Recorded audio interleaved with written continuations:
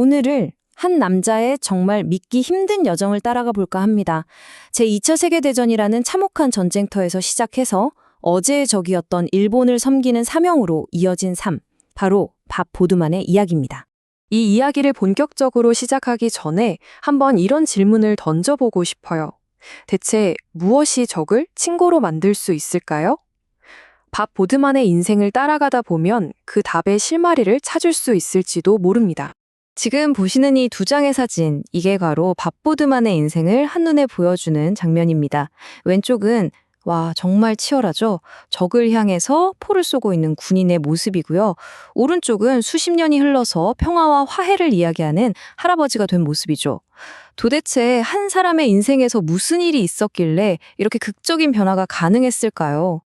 자, 그럼 그의 이야기 속으로 한번 들어가 보시죠. 근데 정말 놀라운 건요, 그의 사명이 처음부터 평화를 위한 건 아니었다는 거예요. 오히려 복수를 향한 외침에서 시작됐습니다.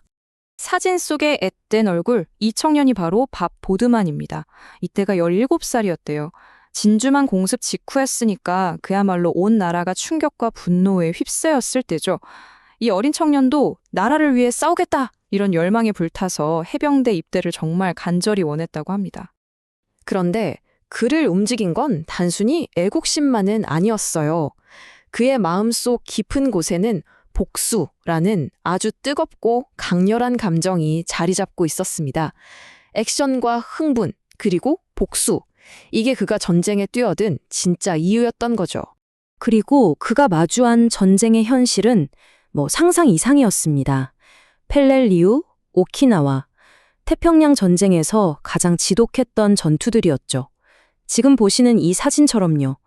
어디서 총알이 날아올지 모르는 정말 지옥 같은 풍경 속에서 그는 전쟁의 민낯을 그대로 마주해야 했습니다. 그런데 아이러니하게도 밥의 인생을 바꾼 가장 결정적인 전투는요, 치열한 전쟁터가 아니라 저 멀리 호주에 있는 한 병원 침대에서 벌어졌습니다. 아니, 어떻게 병원에서 인생이 바뀌냐고요. 그 과정이 참 기가 막힙니다.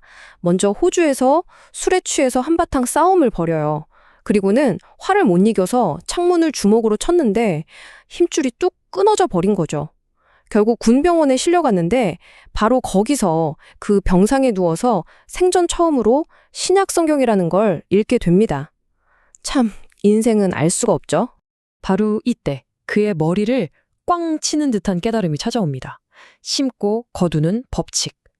그러니까 내가 한 행동에는 반드시 결과가 따른다는 거죠. 그래, 내가 여기 누워있는 건 다 내 탓이야. 내가 자초한 일이야. 이걸 뼈저리게 느낀 겁니다. 내 삶이 그냥 우연히 흘러가는 게 아니구나 하고요. 하지만 여러분, 이 깨달음이 끝이 아니었습니다. 오히려 이게 시작이었죠. 진짜 싸움은 이제부터였습니다. 변화라는 게 말처럼 쉽지가 않잖아요? 그에겐 아주 고치기 힘든 습관이 하나 있었는데 바로 입에 욕을 달고 사는 거였어요. 그것도 신성모독적인 말을요. 너무 괴로워서 군목을 찾아가 상담을 했는데 그때 들은 조언이 정말 단순하면서도 강력했습니다. 다음에 또 욕이 튀어나오려고 하면 그 순간에 대신 주기도문을 외워보게. 믿기지 않겠지만 이 간단한 방법이 통했습니다. 그의 행동과 새로운 믿음이 조금씩 맞아떨어지기 시작한 거죠. 자, 이렇게 조금씩 변해가던 그에게 정말 상상도 못할, 어쩌면 불가능해 보이는 새로운 미션이 주어집니다. 바로 그가 싸웠던 적국, 일본으로 가라는 부르심이었죠. 밥의 마음은 어땠을까요? 당연히 복잡했죠. 일본인들을 미워하는 건 아니지만 다시 보고 싶진 않아. 이게 그의 솔직한 심정이었습니다. 어제의 적을 다시 마주한다는 게 쉬운 일은 아니니까요. 그런데 그의 미래 아내가 될 진이라는 여성은 생각이 완전히 달랐어요. 그녀는 이미 몇 달 전부터 마음속에 일본이라는 확신이 있었다고 합니다. 이 두 사람의 마음이 이렇게 팽팽하게 맞섰던 거죠. 그의 머릿속은 수많은 질문으로 가득 찼을 겁니다. 과연 그들이 날 받아줄까? 어제의 적인 나를? 그리고 나는 그들을 정말 친구로 받아들일 수 있을까? 이건 그냥 단순한 고민이 아니라 자기 자신을 완전히 뒤흔드는 그런 질문이었을 거예요. 결국 그는 결심을 합니다. 그리고 장면은 이제 전후 오키나와로 넘어갑니다. 그곳은 현지인들에게도 끔찍한 상처가 남은 곳이지만 밥 자신에게도 잊을 수 없는 트라우마의 장소였죠. 그들이 오키나와에서 마주한 건 말 그대로 폐허였습니다. 수도도 없고 냉장고도 없는 정말 원시적인 환경이었죠.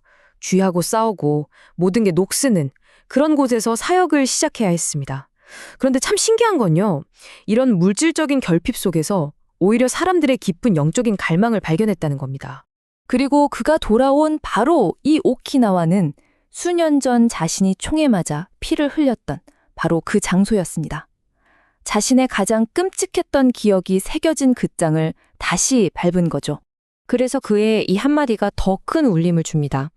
다른 무기, 다른 목적을 가지고 1945년에 그 트라우마가 일어났던 바로 그 장소로 돌아갈 수 있었던 것은 정말 멋진 특권이었습니다. 총 대신 사랑을, 복수 대신 용서를 들고 돌아온 거죠.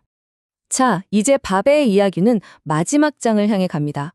그의 인생이 마치 하나의 원을 그리듯이 다시 한번 자신의 출발점으로 돌아가는 순간이 찾아옵니다. 수십 년의 세월이 흐르고 그는 다시 자신의 뿌리였던 해병대로 돌아갑니다. 바로 옛 전우들 곁으로요. 하지만 이번엔 역할이 달랐습니다. 그는 자신의 옛 부대 제1해병사단 전차병협회의 군목이 되어 그들을 섬기기 시작했습니다. 화면에 보이는 이 숫자, 1000에서 1200. 이게 뭘 의미할까요? 당시 하루에 세상을 떠나던 제2차 세계대전 참전 용사들의 숫자였습니다. 매일 1000명이 넘는 전우들이 사라져가는 현실 앞에서 밥은 더 이상 지체할 시간이 없다고 느꼈을 겁니다. 과거에는 어깨를 나란히 하고 함께 싸웠던 전우였지만 이제는 그들의 마음을 보듬고 영혼을 이끄는 목자가 된 겁니다. 자신의 인생을 완전히 바꿔놓았던 그 희망을 전쟁의 깊은 상처를 안고 살아가는 옛 동지들에게 나누어 주기 시작한 거죠. 결국 우리는 이 이야기의 시작점으로 다시 돌아오게 됩니다. 대체 무엇이 적을 친구로 만드는가? 어쩌면 밥 보드만이라는 한 사람의 인생 전체가 바로 이 질문에 대한 가장 강력하고 진실된 대답이 아닐까요? 밥과 그의 아내 진의 이야기는 우리에게 아주 중요한 사실 하나를 알려줍니다. 이 세상의 거대한 변화는요, 언제나 어떤 한 사람이 용기를 내서 친구가 되기 위한 첫걸음을 내딛는 것, 바로 거기서부터 시작된다는 것을요.